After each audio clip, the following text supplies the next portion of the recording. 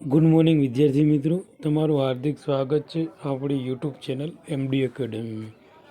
આજે આપણે વાત કરવાની આજના મહત્ત્વપૂર્ણ કરંટ અફેરની. આ કરંટ અફેર ગુજરાતની બધી જ એક્ઝામ માટે મોસ્ટ ઇમ્પોર્ટન્ટ છે. તો શરૂઆત કરીશું. હાલમાં કયા કેન્દ્રીય સશસ્ત્ર પોલીસ દળે માઉન્ટ જે મકાલુનું પ્રથમ CAPF ચઢાણ હાંસલ કર્યું છે? તો જવાબ આવશે ભારત તિબેટિયન બોર્ડર પોલીસ. તો જોઈશું તેની ડિટેલ.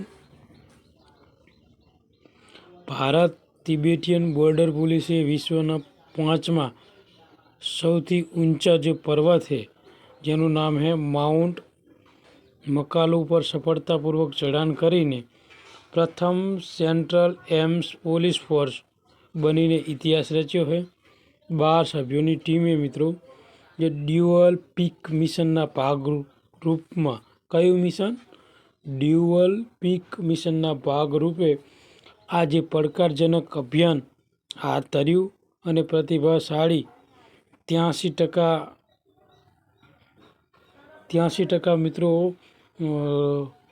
આ ચઢાણ ચડ્યું. આ ઉપરાંત જે મિત્રો ક્લીન હિમાલયન સેવ ગ્લેશિયર અભિયાન દ્વારા પર્યાવરણીય જવાબદારીને પ્રોત્સાહન આપ્યું અને ઊંચાઈવાળા શિબિરોમાંથી 150 કિલોગ્રામ કચરો એકત્રિત કર્યો હતો.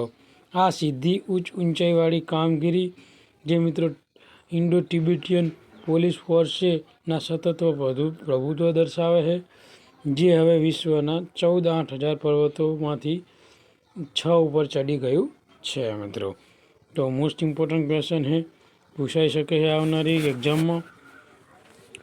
જેટલા પણ વિદ્યાર્થી મિત્રો આપણી યુટ્યુબ ચેનલમાં નવા હોય તો આપણી ચેનલને સબસ્ક્રાઈબ કરી લેજો, જેથી કરીને કરંટ અફેરના બધા જ વિડીયોની નોટિફિકેશન તમને મળી રહે.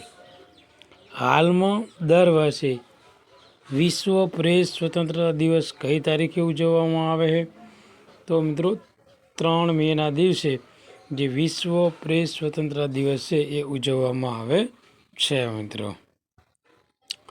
દર વર્ષે મિત્રો 3 મેના રોજ વિશ્વ પ્રેસ સ્વતંત્રતા દિવસ ઉજવવામાં આવે છે, જે 1993માં સંયુક્ત રાષ્ટ્ર દ્વારા વૈશ્વિક સ્તરે જે પ્રેસ સ્વતંત્રતા મૂળભૂત સિદ્ધાંતનું સન્માન અને પ્રોત્સાહન આપવા માટે તેની સ્થાપના કરવામાં આવી હતી. અને આ દિવસ 1991માં જે વિન્ડ હોક ઘોષણા પણ યાદ કરે છે, જેમાં મુક્ત, સ્વતંત્રતા અને જે બહુલવાદી પ્રેસની જરૂરિયાત ઉપર ભાર મૂકવાનો હતો. આ ઉપરાંત વિશ્વભરમાં પત્રકારના જે પડકારોનો સામનો કરે તેની યાદ અપાવે છે. સેન્સરશિપ,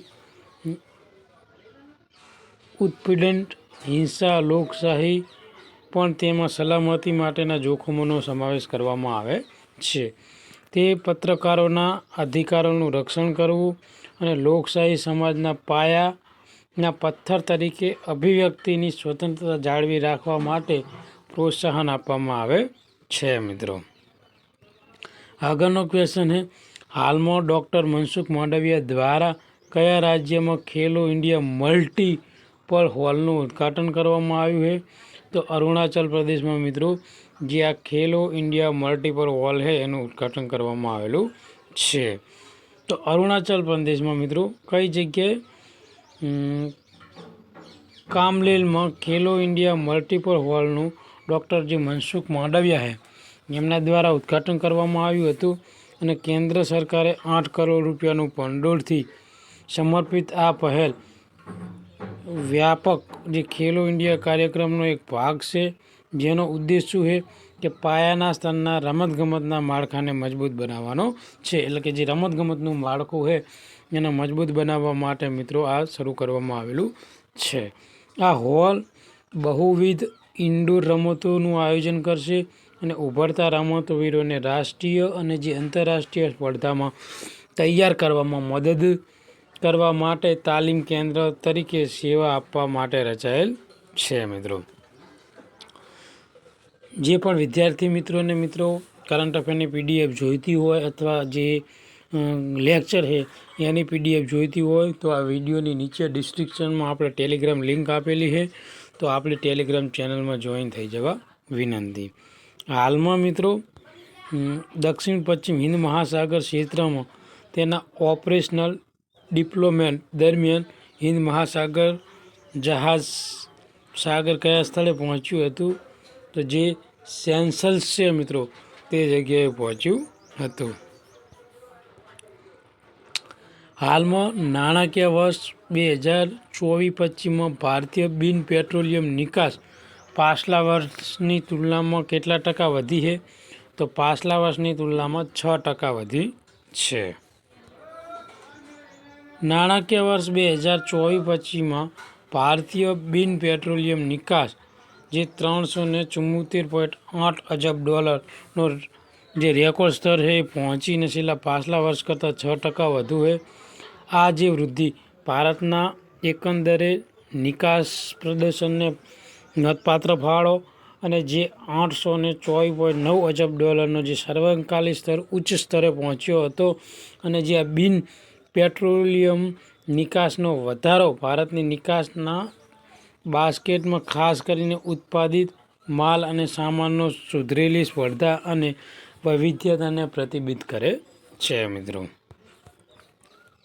આગળનો ક્વેશ્ચન છે, હાલમાં રાષ્ટ્રપતિ દ્રૌપદી મુર્મુએ કયા શહેરમાં પ્રથમ રાષ્ટ્રીય મધ્યસ્થી પરિષદનું ઉદ્ઘાટન કર્યું છે, તો આપણા જે રાષ્ટ્રપતિ છે દ્રૌપદી મુર્મુએ તેમણે નવી દિલ્હીમાં પ્રથમ રાષ્ટ્રીય મધ્યસ્થી પરિષદનું ઉદ્ઘાટન કરેલું છે. તો પ્રથમ રાષ્ટ્રીય મધ્યસ્થી પરિષદ તે નવી દિલ્હીમાં યોજાશે અને તેનું ઉદ્ઘાટન રાષ્ટ્રપતિ દ્રૌપદી મુર્મુ કરશે.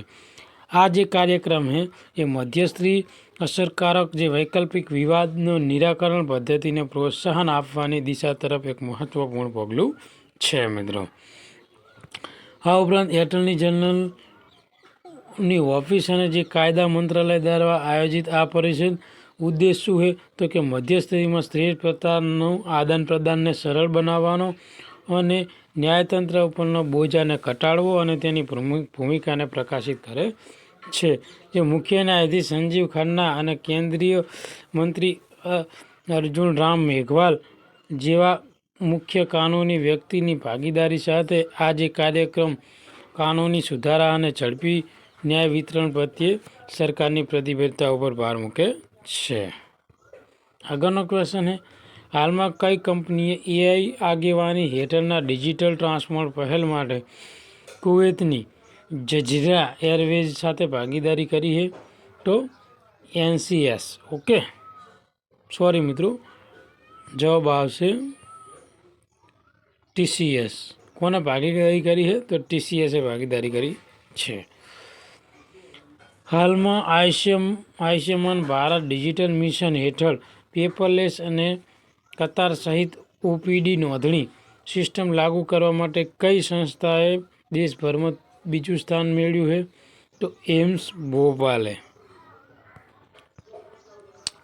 હાલમાં કઈ કંપનીએ ભારતીય સેનાના મદ્રાસ જે રેજિમેન્ટ સેન્ટર સાથે ભાગીદારી કરી તમિલનાડુમાં વેટર્સ અને વીર નારીઓનું સન્માનમાં 5 દિવસ રેલીનું આયોજન કર્યું હતું, તો અલ્ટ્રાવાયોલેટ.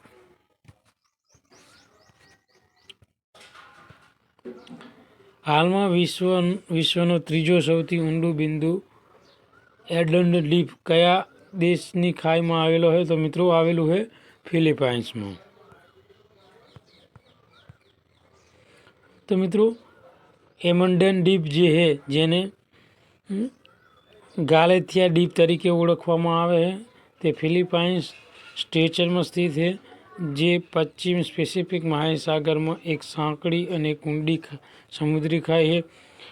આ જે ખાઈ છે ભૂકંપ રીતે સક્રિય પ્રદેશ છે, જેમાં જે ટેક્ટોનિક પ્લેટનો સંગમને કારણે વારંવાર ભૂકંપ આવે છે.